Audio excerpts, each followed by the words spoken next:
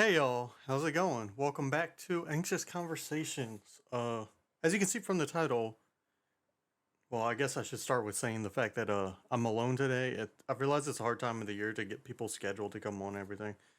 I've already started trying to schedule people for future ones.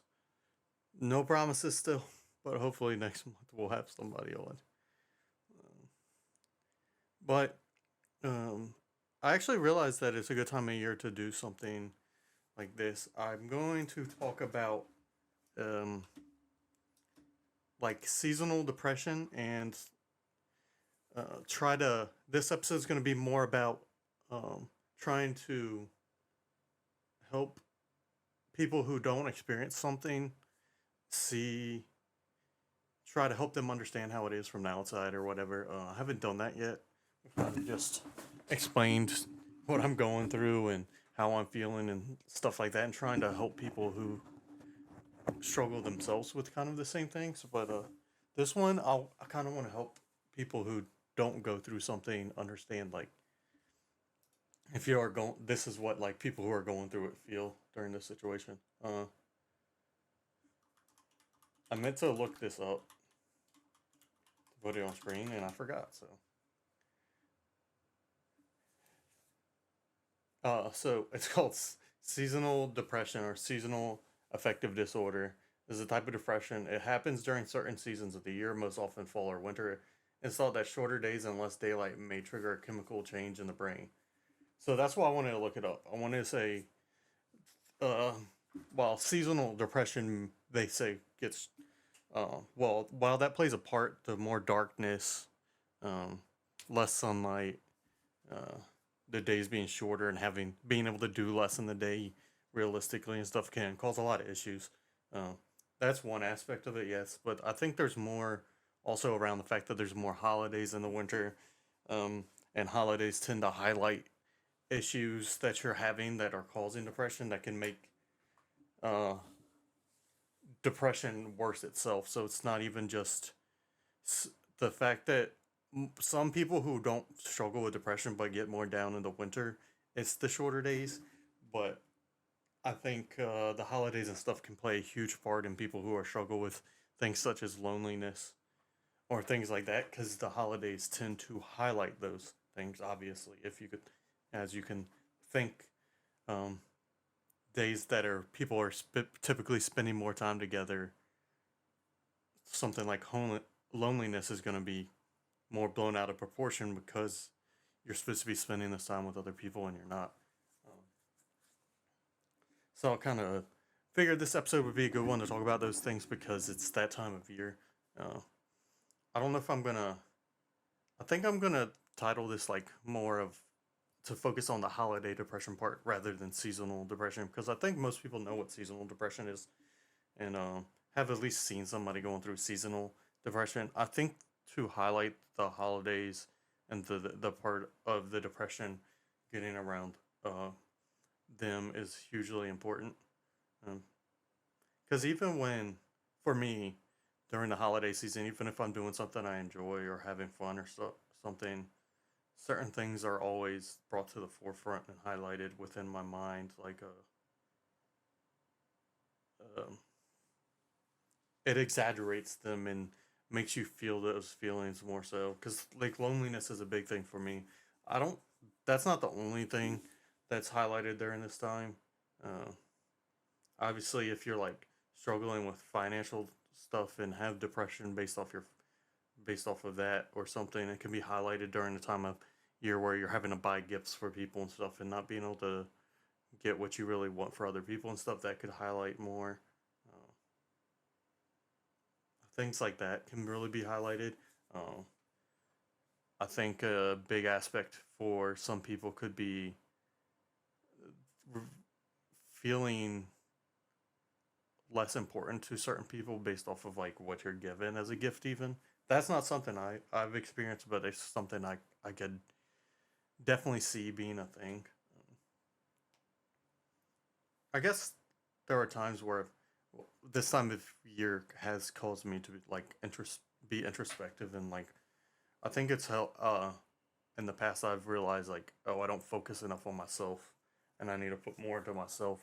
That's why this year I've bought myself gifts and stuff, mainly for the YouTube channel, but to try to focus on me and work on me being better because uh, I know I said in the, I guess explaining what I'm going through still helps explain to other people or what I go through. Um, but I even forgot what I was just saying because I love seeing the smile on people's faces from the gifts I give them. I love seeing their reactions from it, and I feel good about buying gifts for people and um, helping them feel happy. And it's it does make me feel good. But I think when you're giving, I wouldn't mind giving more than I receive for holidays and stuff. But I think at a certain point when you're giving so much more than you're receiving that it becomes a detriment to you, rather financially or whatever, that it can become an issue. Um, so like if you receive like if you're spending, I think it's more the money aspect as a whole that becomes a detriment to you because if you're buying like $1,000 in gifts but you receive $100 in gifts, I think that's an imbalance that's hard to that's just a number to make it easy to understand. I think that's an imbalance that's hard to overcome, even if the gift giving aspect is what you enjoy the most.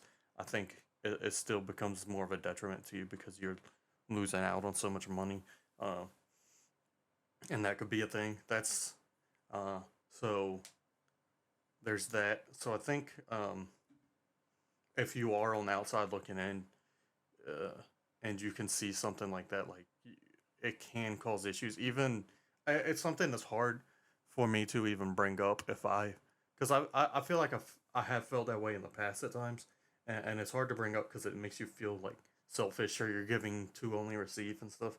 And I don't think a lot of people are doing that. Like obviously there's people who do that, but I don't feel like I do that because like I said I enjoy giving people gifts, but if you're not getting something at least something back, it kind of feels your importance to the other it you feel less important to the other person, and like I told you, the financial aspect of it can also be a thing. um Not so much for me when getting gifts. I think it's more of the uh part of it of like my background's all got reset on my computer. The importance that somebody else has toward like feels how important you are to somebody else or something can a lot of the value if you're feeling undervalued or underappreciated or lonely, even unloved or whatever, that tangible thing can help signify it, especially when you're bad at reading people's uh, people's emotions or feelings towards you or whatever, because that's something I'm very terrible at. Um, so something tangible can really help lean the way that your brain is thinking certain ways as well. I think that's not something I even ever thought of. That's just something I thought of now. Because for me, the big thing, something I've realized in the past is I would go to family events and stuff for Thanksgiving, Christmas, whatever, with not my actual family, but it's a family event. Uh, and being the only one of my generation that was not married, without kids, it would always it started to wear away on me mentally. And nobody brought it up. Nobody said anything about it. Nobody would ask when am I getting married, when am I having kids or anything. Uh, though I've been asked when I'm having kids in the past, and every time that takes a huge toll on me because it's something that I want to do and it's something I've tried to do. Like not try to in that way, but I've tried to meet people. I've tried to get out and it's just something I haven't been able to do, and something that I wanted to have. I wanted to have a family by the time that I was 31 years old, but it hasn't worked out that way, and it's still. I think that's one of the things that affects me the most negatively is the fact that I'm 31 years old and haven't even been on a date before. So, uh, that time of year can highlight something like that. That's what gets highlighted for me, or something that I see in a friend of mine is that loss is something that played big into his depression and everything. I'm not gonna say any names or anything, but and loss is definitely highlighted during a time of year where you would typically have been with the people that you've lost. So if you've lost a parent or family member or something, uh, and you struggle with it during holiday season stuff, it's going to be a lot worse because that's the time you're spending the most time, or you would be spending the most time with that person and everything. So uh, you're in a situation where they're normally there, and you notice that they're not there, and it's a reminder and something that can bring you down more and all that type of stuff. So I think the holidays, like even on like New Year's, not even just your Christmases and your Thanksgivings, the family time, even on New Year's, a lot of stuff. Like I've spent most New Year's, like last year, I was streaming. Um, I ended up getting invited out somewhere the day of, but I already planned it to stream. Uh, but being by yourself on a day that's usually celebrated with friends is a struggle. Um, and I know one year I was by myself and I tried to just call somebody at midnight. It was like two people I tried to call, and obviously there people are out having fun and partying, and like it was nothing to them, but it still feels. You want to say Happy New Year's to someone at that time. You want to celebrate it with somebody. You want to be. It's a time where everybody's celebrating, everybody's happy all around the world, and you want to be able to share that experience with somebody. And when you can't do it, it kind of can be negative and have a negative impact. It can drag you down a little bit, and it can take a bit of a toll to make you feel more alone. Um, so that on top of the fact of seasonal depression, like I read out, is the shorter days and less sunlight, and I think the colder weather plays a big part because warm weather gets me more energetic, makes me more excited, makes me a bit more happy. Maybe not happy, but a bit more um,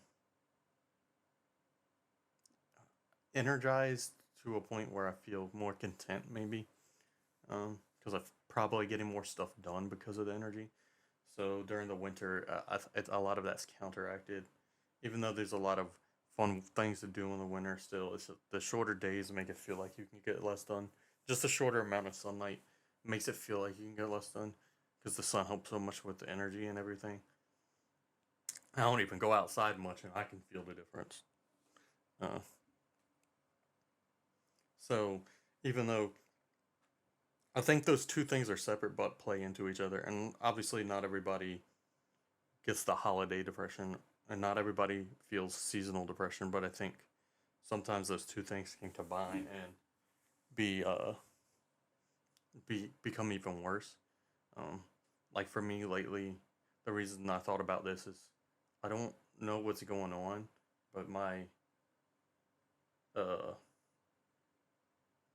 don't know. I don't feel like my depression's gotten worse. Still think it's gotten worse since the last episode of the podcast because I was on a high from AWA and stuff, but it hasn't gotten back to where it was before AWA. Uh, but it feels like it's taking a greater toll right now. I've been getting less done. It's having an impact on my YouTube channel, which is something that's very important to me, and that's where I took. That's how it made me take notice that I'm really struggling. Is when it started to impact YouTube, and I was like, I need to do something now because I can't lose this. This is really important to me, um, and it's been really important to my growth and everything. And if it's having an impact on YouTube, it's when I was finally like, hey, I need to get something done. But a big thing is I've been struggling to sleep, and I think I've talked a little bit about it, and I feel like it might be my brain scared of the dreams I've been having that are causing me very bad anxiety, and I wake up with my heart racing and stuff. And it's not nightmares or anything. It's about stuff that I would typically have anxiety about during the day, um, about certain people and relationships and stuff. Um,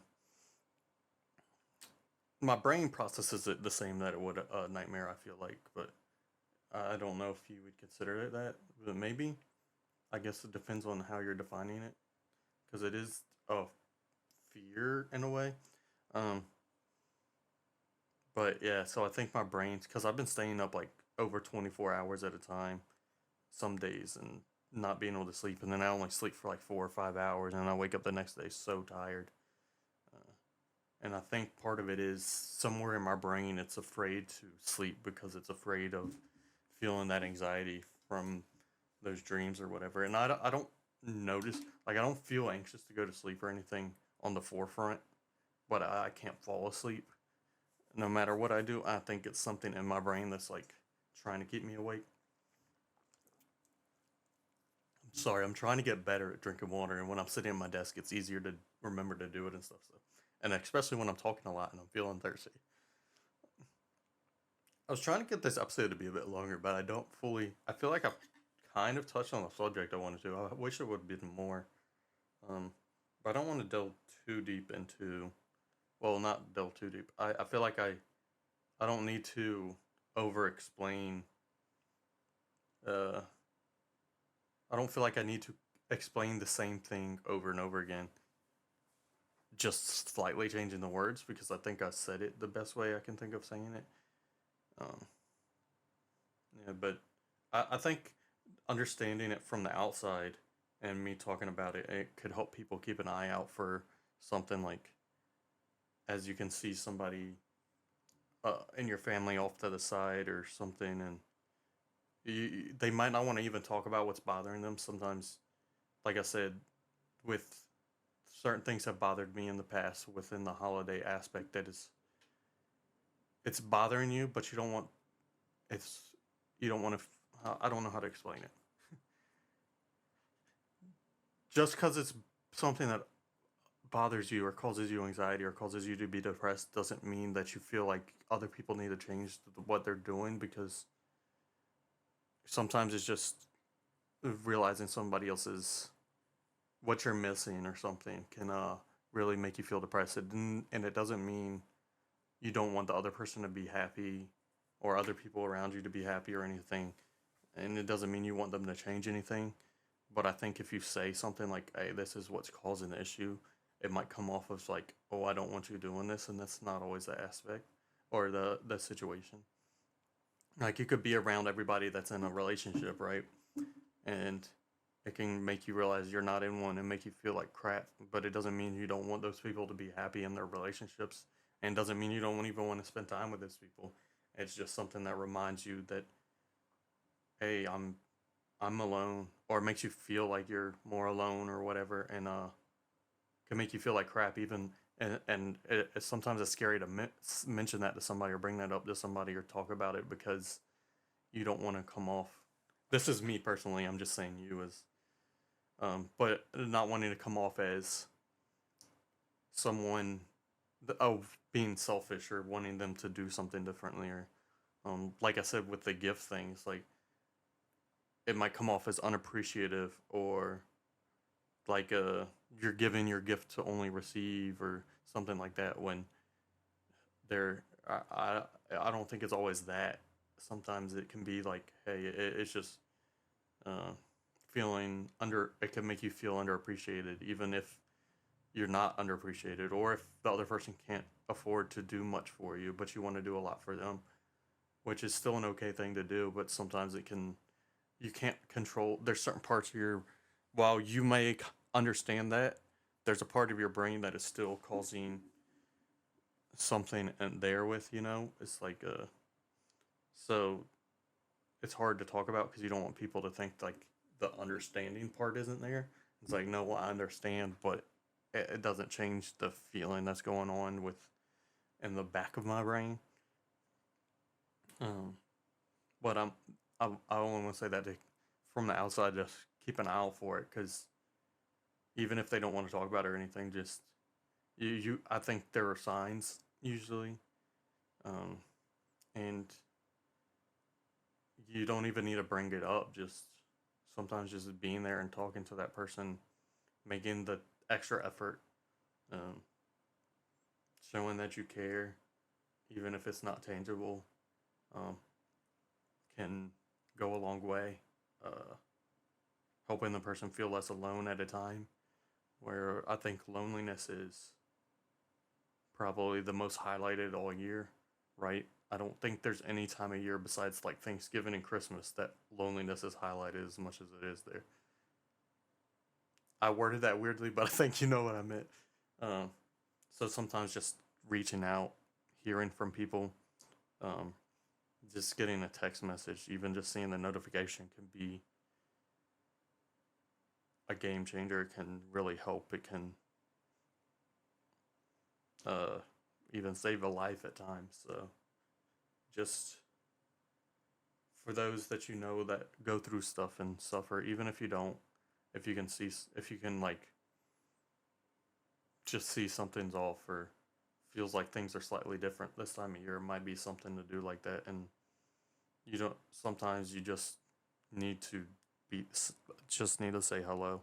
And like I said, it's not always just talking about it, it's just talking to somebody or being with somebody or just hanging out, just seeing, even if you're not even really talking, just being with somebody can really make a difference, especially when you're going through that at this time of year when you're seeing all that around you and seeing everybody make their plans and going to be off with their families and their friends and stuff, and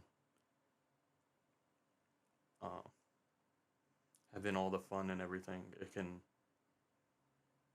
really have a detriment, like I said, and just hearing from somebody can make a difference. I don't, I've, I don't know if I don't want to stretch the episode out.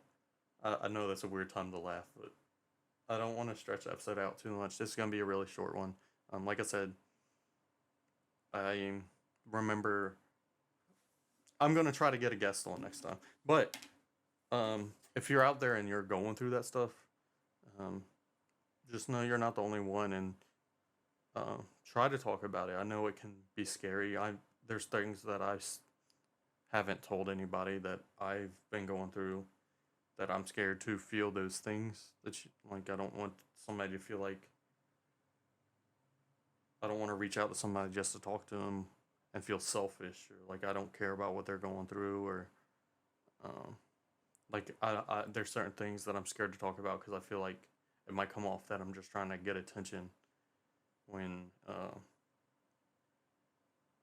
I think uh, which is crazy, but like when I think the when I know that I have people there for me that I could reach out and talk to, but still somewhere in my brain it's like they're gonna think you're just trying to talk to them to get attention because you need some attention because you're alone right now, which might be a part of it, but there's still stuff that's in my mind that's um, I want to get out there and um, I don't want people to think that I want them to change their life or change their routine just for me because of stuff I'm going through with feeling so alone and everything, but it's still something I want to talk about. And just because I want to talk about it doesn't mean I want people to do something about it, you know? Because sometimes just talking is enough. Um, and like this does help, but there's also difference between this and like sitting down with somebody face to face and talking about certain things and getting a hug or just having the human contact or whatever while you're talking about it can help a lot. But this does also help because it helps me realize certain things and helps me get it out and helps me feel like I'm helping other people. Helps in a lot of ways. And I'm also understand that I'm more open than most people going through stuff and to sometimes to an annoyance to certain people to a detriment at times because but I feel like it's my way of coping and getting through stuff, so it's the way that I'm gonna do it and hope that it doesn't bother people too much. But yeah, just making sure to check on people this time of year is more important than well, not more important, but can be